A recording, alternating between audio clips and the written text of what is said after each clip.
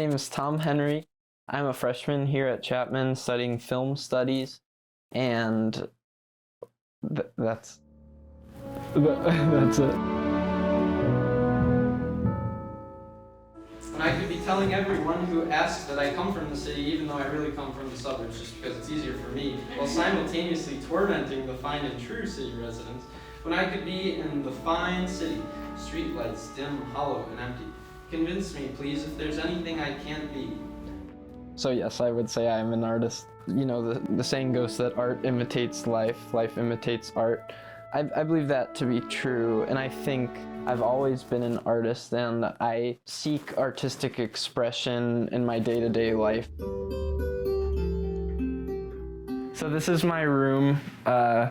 It took me several months, I mean from the beginning of the school year to now, to get it like how it is now. I don't agree with this notion that you have to be a minimalist to be organized.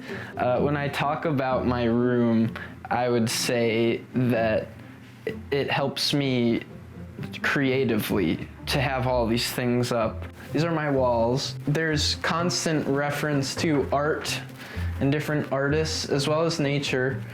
Everyone was saying the term peace and love, and so I decided to make a sign out of it. My bathroom door has stuff all over it. Basketball, I'm a big fan. More artwork, original artwork. Those are actually just Snapchat filters, but you gotta find a way to make something out of everything. Recently, I've been trying to dial it down in the form of music or poetry. I started writing music before I started writing poetry because music has been a part of my life since I was like a little baby. But I didn't start writing my own songs until more recently, and I didn't start writing poetry until even more recently.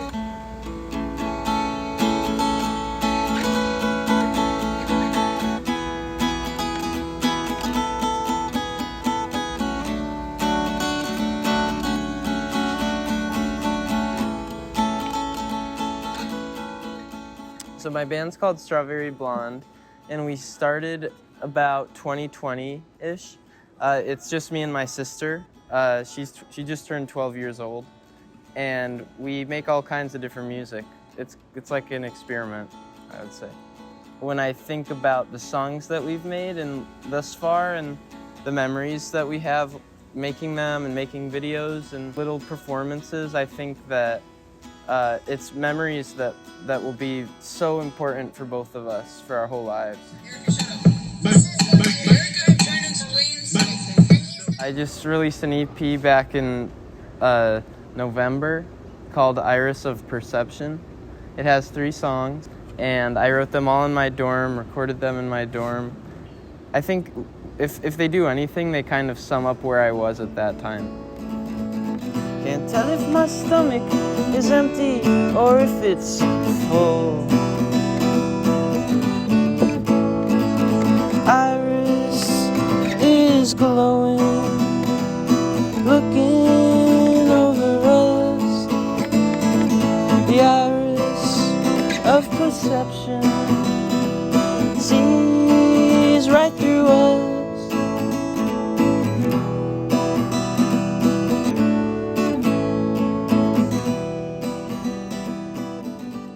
Music is very interesting. It's one of the only art forms where you can almost distinctly replicate what you hear in your head, and it's very hard to do that with other art forms, so I like that. I adore the way you lie on the floor, you know.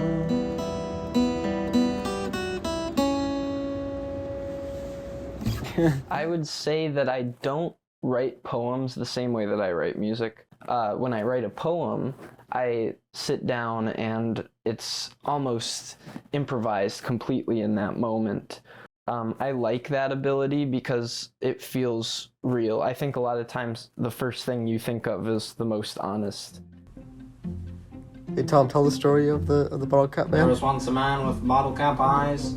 He looked at the world, but he saw no surprise. What he saw was underneath his eyes. He realized that there was no other thing besides time and eyes made of bottles and caps. No. So how's your relationship with Tom? I mean, we're good friends. He's really cool. We get along, and We're best friends. we're really good friends. Best friends.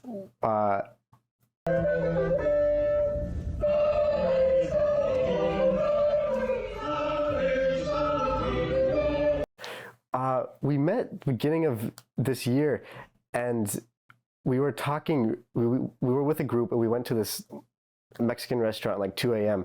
and he and I were just talking about movies and music and art and getting really deep into things. He'll talk about a scene just like sitting in a car looking out the window, and it feels like it's a little kid's imagination, but it has the maturity of Tom, but there's always a lightness and a enjoyment to everything that he sees, I think.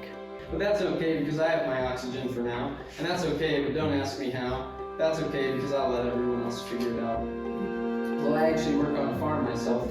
A farm that's actually in the city. The city is a farm, and the farm is just a big city. Don't ask me how. I mean, I could explain, but I'd rather spend my time. So what made you think of creating Challenge Poet Society? Well, we have a mutual friend, Aiko. Us three are the founding members, and so she wanted to make a platform for students to perform any sort of poetry, songs, short stories, and it started with us three going, sitting on the grass outside of Starbucks, just reading each other our things, and we're trying to keep the same sort of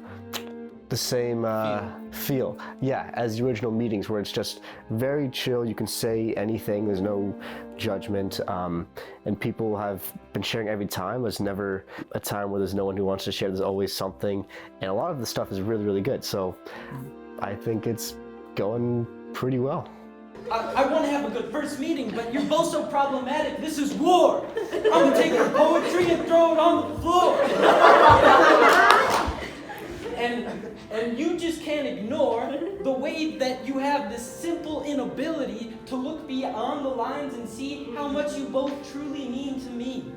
I would say I'm Tom. I'm a simple man. I have a 3-letter name and I've got red hair. And I don't know, I'm an artist. The iris of perception sees right through us.